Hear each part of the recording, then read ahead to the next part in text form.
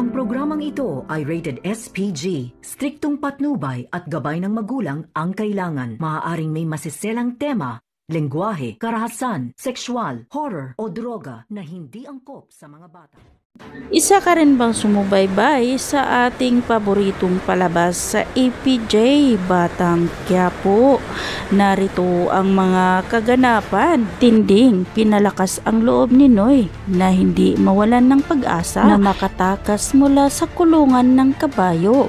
Kaya naman naisipan ni Tinding na kumuha ng gamit sa loob ng kulungan ng kabayo upang gamitin ito sa pagpatong nila, at dahan-dahan nga itong umakyat at nakalabas na nga si Tinding sa loob ng kulungan ng kabayo. Kaya sumunod naman ito si Noy at dahan-dahan nga silang papalabas. Ngunit nakita pa rin sila sa mga tauhan ni Senyora Bettina, kaya tumakbo sila.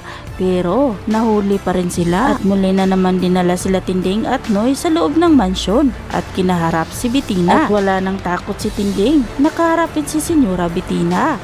Kaya naman sa kabaitan ni Tinding ay napapalitan ito ng galit at iginiit nga ni Senyora Bettina kay Tinding na inaakit nga daw niya si Senyor Facundo upang makuha nga daw ang lahat at ang kayamanan nito, at walang takot na sagutin ni Tinding si Senyora Bettina at iginiit ito na si Senyora Bettina ang mukhang pera dahil pinilit nga ni Senyora Bettina na ipakasal si Catherine sa lalaking hindi niya mahal dahil sa kayamanan nito. Naman, hindi na napigilan ni Senyora Bettina ang galit niya kay Tinding at muli niya itong pinasakitan. Ngunit hindi natatakot si Tinding na lumaban. At sakto namang pagdating ni Senyor Facundo, kaya bigla silang natigil nang sumigaw na si Senyor Facundo.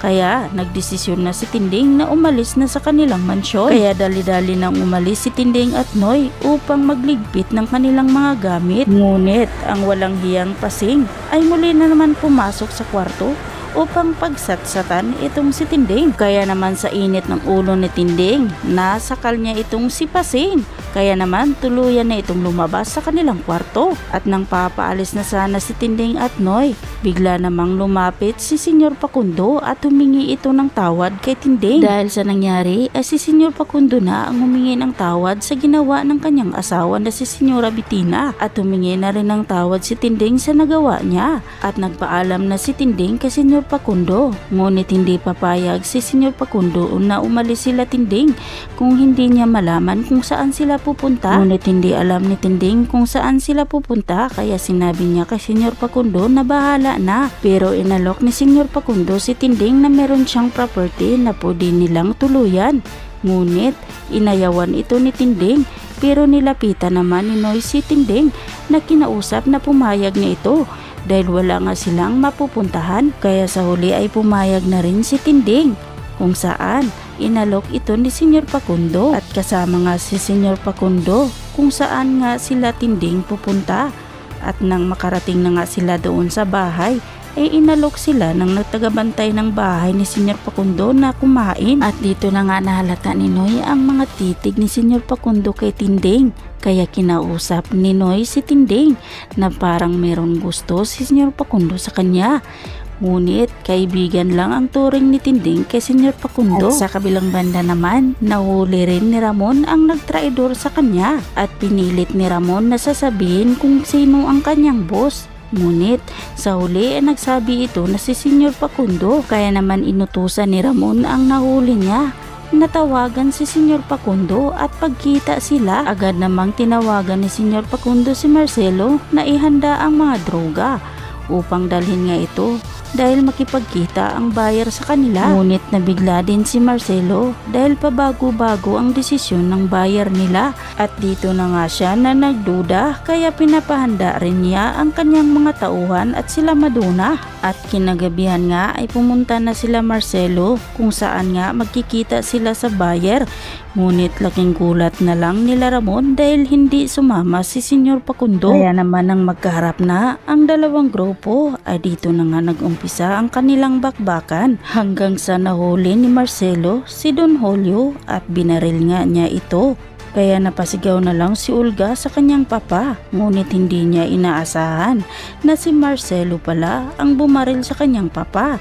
Kaya dito na nga sila nagtitigan at nagtutukan ng baril, habang si Tanggol naman at Boss Divina ay nakauwi na nga sila na ligtas. Agad namang sinabi ni Tanggol ang nangyari sa kanila Amanda at Supremo. Kaya naman hindi maiwasan ni Amanda na pagsasabihan na naman si Tanggol at pinagalitan niya si Boss Divina dahil si Boss Divina ang nagdala ng kapahamakan ng mga kagrupo ni Tanggol. Kaya galit na galit si Amanda at galit na galit din itong si Boss Divina kay Amanda dahil hindi rin niya alam na masit up pala sila. Baka daw nakalimutan ni Amanda na bahay ni Boss Divina ang tinutungtungan nila. Kaya hindi na napigilan ang sagutan ng dalawa. Natigil lang ito nang sumigaw na si Tanggol na tama na, at di nagtagal humingi rin itong si Tanggol ng tawad kay Boss Divina.